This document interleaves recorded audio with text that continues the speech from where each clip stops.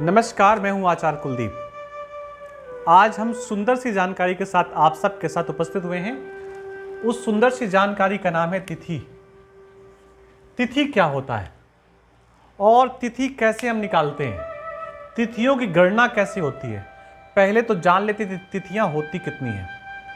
पहली तिथि को प्रतिपदा, द्वितीया, तृतीया, चतुर्थी, पंचमी, षष्ठी, सप्तमी, अष्टमी, नवमी, दसवीं, एकादशी, द्वादशी, त्रयोदशी, चतुर्दशी और पूर्णिमा। और इसके बाद आता है पूर्णिमा के बाद अमावस्या। तो अगर क्रम से देखें तो तिथियां हमारी होती हैं 16, यानी कि 15 कृष्ण पक्ष की और 15 सूर्य पक्ष की। तिथियों का निर्माण कैसे होता है? जब सूरज और चंद्रमा हमारे एक साथ 0 डिग्री पर होते हैं, सेम अंश पे होते हैं। जो 0 भी हो सकता है, कुछ और भी हो सकता है, मतलब सेम अंश में होते हैं, दोनों बिल्कुल एक दूसरे के ऊपर होते हैं, उस समय हमारी अमावस्या तिथि होती है। चंद्रमा की चाल तेज होती है, सबको पता है आपको। सूरज की चाल धीमी होती है। जैसे ही चंद्रमा यहां से निकल करके लगभग 12 डिग्री, जैसे ही चंद्रमा सूरज से थोड़ा आगे बढ़ जाता है तो हमारी कौन सी तिथि लग जाती है? प्रतिपदा। इसको हम हिंदी के अनुसार ऐसे डालेंगे 1 नंबर। यानी कि 0 से सूर्य से अगर चंद्रमा 0 से लेकर के 12 डिग्री तक है तो प्रतिपदा।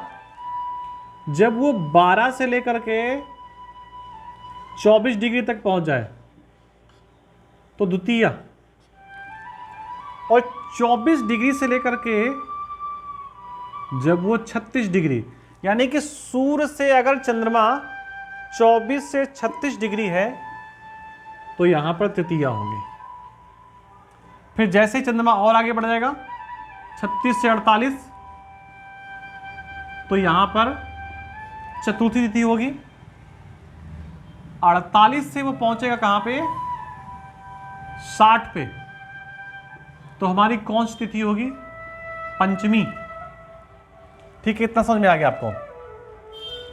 फिर 60 से लेकर के 72 तक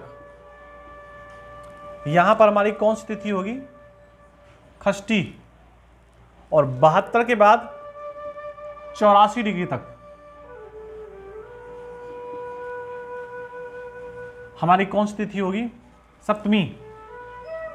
84 से लेकर के 96 डिग्री तक हमारी अष्टमी तिथि होगी। 96 से लेकर के 108 डिग्री तक, ये दूरी बता रहे हैं। सूर्य अभी यहीं पे है और चंद्रमा अगर इस डिग्री के बीच में आ गया है तो हमारी नौमी तिथि होगी। और यहां से लेकर के 120 डिग्री तक हमारी 10वीं तिथि होगी। आगे फिर आगे बढ़ते हैं। 120 से 132, 120 में 12 जोड़ देंगे तो 132 आएगा। यहां पर हमारी कौन सी तिथि होगी? एकादशी। 132 में 12 आप फिर जोड़ देंगे तो यहां पर पहुंचेगा 144। यहां पर कौन सी तिथि होगी? द्वादशी। 144 में आप 12 आप और जोड़ देंगे तो ये हो जाएगा 156। 144 में 12 और जोड़ देंगे तो कितना हो जाएगा? 56। और यहां पर हमारी कौन सी तिथि होगी? त्रयोदशी। 156 में आप अगर 12 और जोड़ देंगे तो यहां पर आ जाएगा 168। और यहां पर जो तिथि होगी कौन सी होगी? चतुर्दशी। और उसके बाद जब वो यहां बिल्कुल ठीक सामने होगा किसके? सूरज के, तो यहां पर कौन सी तिथि होगी? पूर्णिमा। अब समझिएगा, ये सूरज है,